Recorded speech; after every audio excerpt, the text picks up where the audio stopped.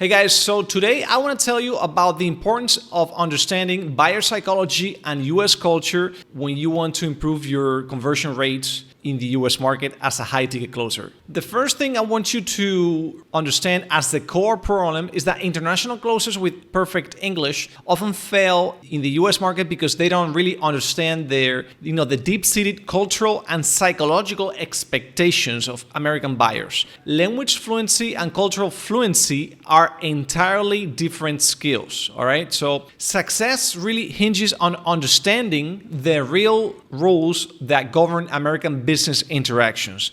And this is what you want to become familiar with if you want to actually become more fluent when it comes to culture and psychology. Let's think of Carlos from Spain. So he's a closer and he's trying to close a US prospect, right? This successful closer in Spain has perfect English, but he fails to close any deals in his first month where he's targeting US clients, right? Now, what's the mistake here? The mistake is that he used European relationship building techniques and he basically spent around 15 minutes on small talk talking about his families or his hobbies. The prospect saw that as a time-wasting situation and they saw him as someone who's just trying to be pushy and someone who lacked preparation. The problem is that there's a difference between the way that prospects expect their conversations to go at the beginning on this rapport building stage compared to Spain and compared to the US. Buyers expect the solutions first,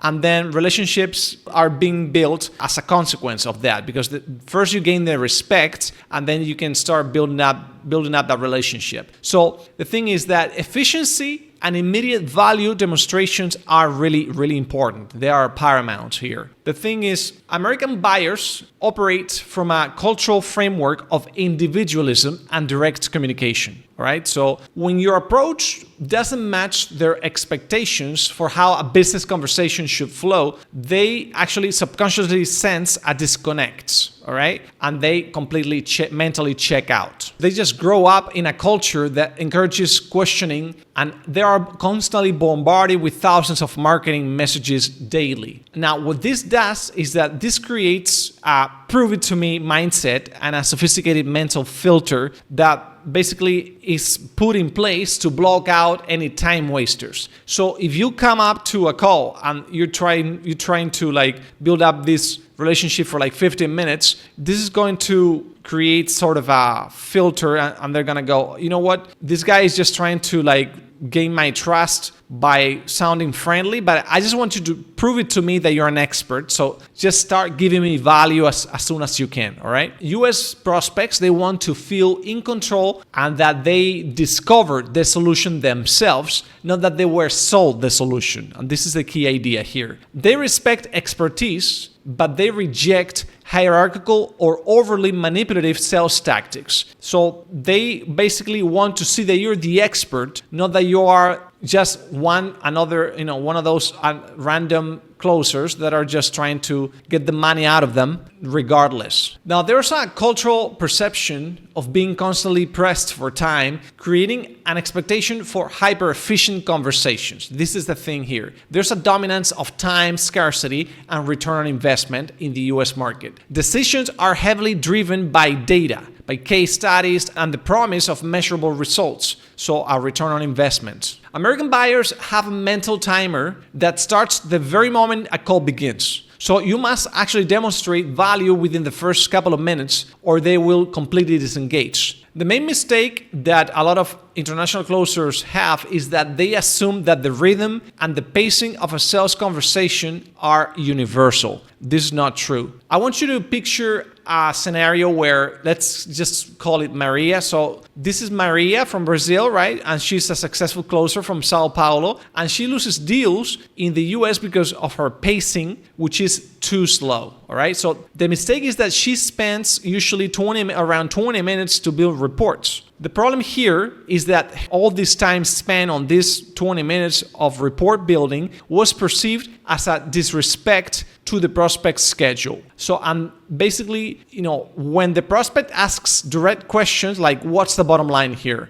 In Maria's mind, these were signals to speed up, which she misinterpreted as rudeness. So she started thinking that the fact that the prospect was asking direct questions like, okay, so what's the bottom line? She thought that the prospect was being rude, and so she just started freaking out and she started losing control of the call. And this is what you want to avoid. In the US culture, efficiency equals respect. So getting to the point quickly shows the prospect that you value their time. Now, the entire sales cycle in the US is often compressed. So, for example, like a deal that takes 6 months in Europe might be expected to close in 3 in the US. This urgency affects the pacing of every single interaction. Now, over the past 5 years or so, Europe has been catching up to this, but still, Europeans have this sense of you actually need to take more time to do things. The US market, they have a different sense of timing and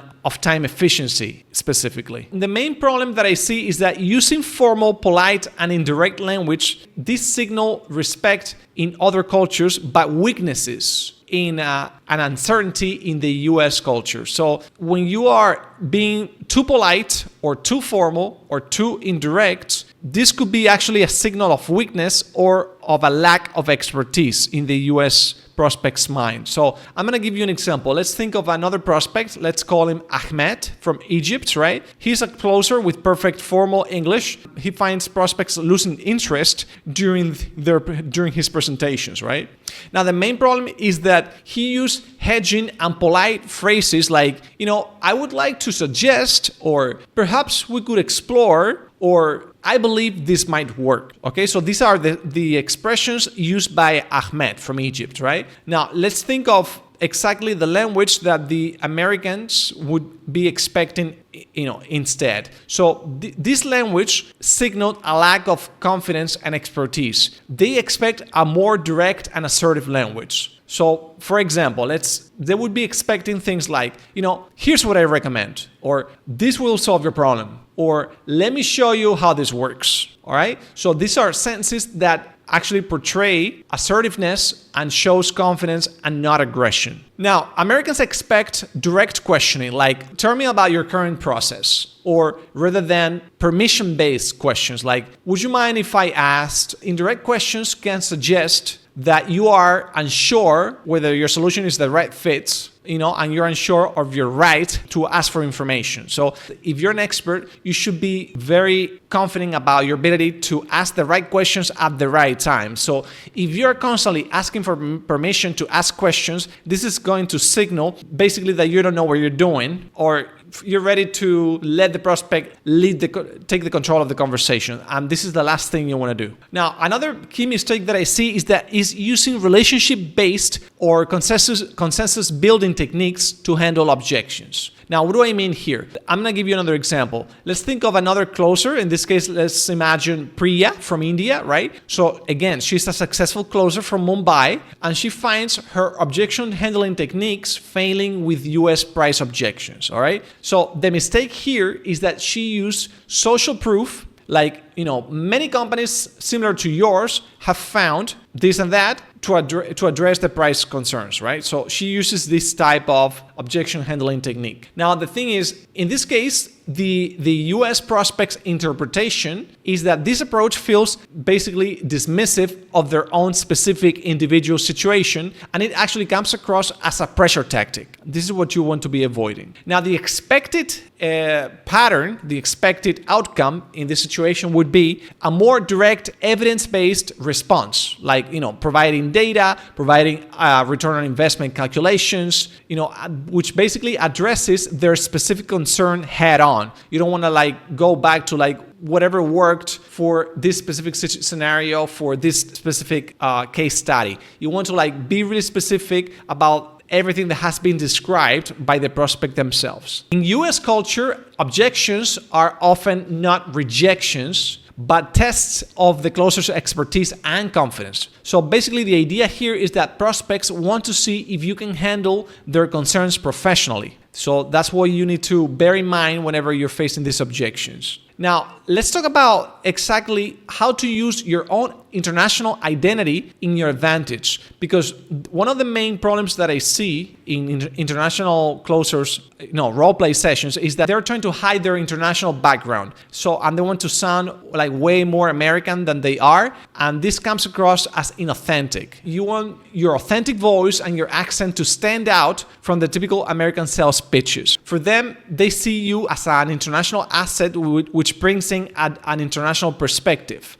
So this could actually end up being on your advantage on the long term. Now you have a broader base of international examples and case studies that are interesting and memorable. This is unique stories. You could actually come up with unique stories from other offers or other services that you have provided in your own local country to bring into the conversation. This could actually be a great way to reframe your international background. You can actually combine your authentic cultural perspective with an adapted understanding of US buyer psychology. Now, this will maintain your identity while actually matching their expectations for timing, for language, and objection handling. Success in the US market is not so much about changing who you are, it's more about understanding what US buyers need and adapting your own approach to meet their cultural and psychological expectations. All right, guys, so as a final note here, I want you to go to the sales library that I provide here as a resource, and I want you to begin by studying a real US sales call to identify the cultural patterns of timing, language, and objection handling in action, because mastering these insights is more critical than perfecting your language skills.